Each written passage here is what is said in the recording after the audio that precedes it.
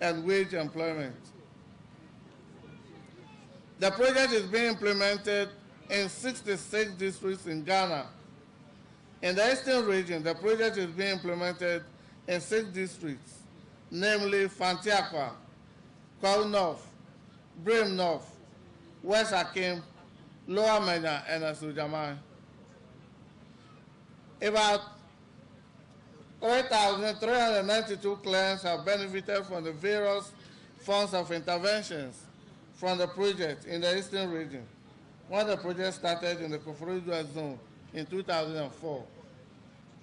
The gender disaggregation of this figure was given as male 1,526 and female 1,866.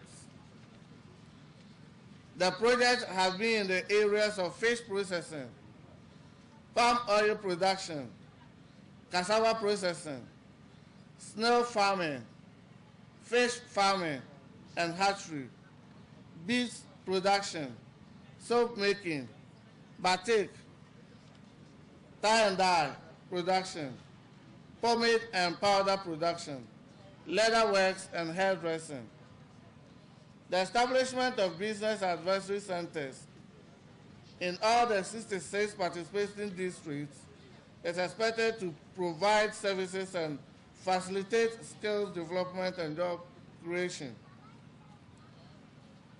Also, 31 rural technology facilities have been established in selected districts to support the transfer of appropriate technologies to rural small-scale enterprises to enhance growth. Nana Chairman, under the project, over 4,000 graduate apprentices have been supported with startup kits comprising basic production and processing equipment and accessories to enable them own businesses to support themselves. Nananom, elders, farmers, and small-scale traders in participating districts. I wish to encourage you to participate in the projects because you stand to benefit immensely from them. The skills acquired through training and the impact of the delivery of integrated business support services to rural, micro, and small enterprises to enable them establish, manage, and grow their businesses to increase their income and alleviate poverty. Also on display are products from the rural technology facilities. Mr. Chairman, on this note, let me welcome His Excellency Dr. Kanayo Felix Nwanze to the Rural Enterprises Project Clients Exhibition and DURBAR. When we arrived here, Nana Chairperson, we were greeted by rainfall. And where I come from, that is considered a blessing. Distinguished personalities present, you will all agree with me that the very solid foundation for economic progress of any nation depends to a very large extent on its rural economy.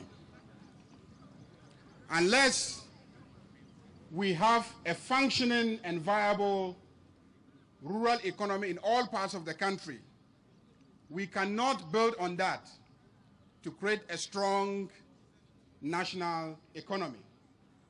And therefore, it has been the agenda of President John Evans Atta since coming to office to work very hard to assist every rural community to build an economy that will generate income for its people, that will create jobs for its people, that will ensure that we have adequate provision of food, and that will ensure that people are living an improved life. This is the basis of our Better Agenda program for the people of Ghana. A number of ongoing programs have been aimed at ensuring that we build sustainable rural economies. And I must say that the IFAD-funded projects, one of which is the Rural Enterprise Project, supported through the Ministry of Trade and Industry, has established itself as one such project that has the potential to ensure that we create sustainable rural economies through establishing linkages between agricultural activity and industrial activity by the provision of rural technology facilities and the provision of business advisory centers, so that we don't have to refuse to produce in large quantities because we don't have the capacity to process. Through our rural technology facilities, we are able to use our own engineers locally to manufacture small-size processing facilities, which facilities we will use to process some of our raw materials, such as cassava, pineapples, and other agricultural produce that we have in plentiful quantities in our communities. That way, we will create jobs, we will create incomes, and we will create wealth for our rural folk and our community at large. In addition, the Business Advisory Center recognizes the need for our people to be given entrepreneurial training and skills, because running a business takes both the hardware and the software. The hardware is the processing facilities that we may give you, the technology.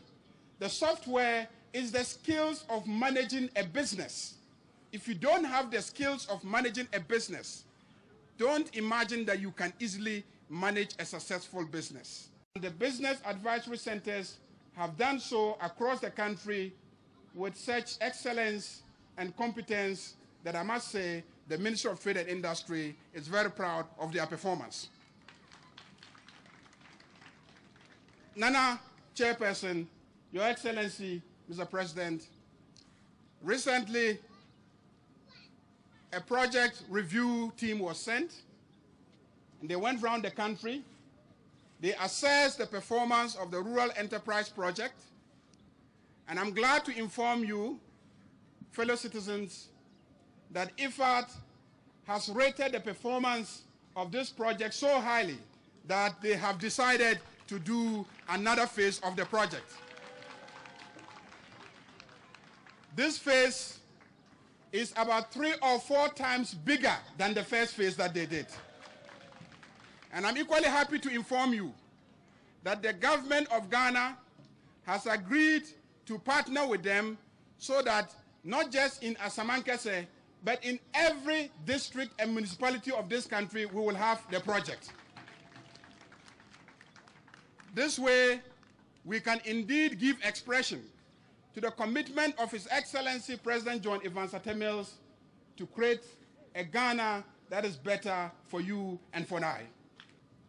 But what we have seen through our visits to the various projects tells us of your own commitment to this project and your readiness to embark on the next phase of the project.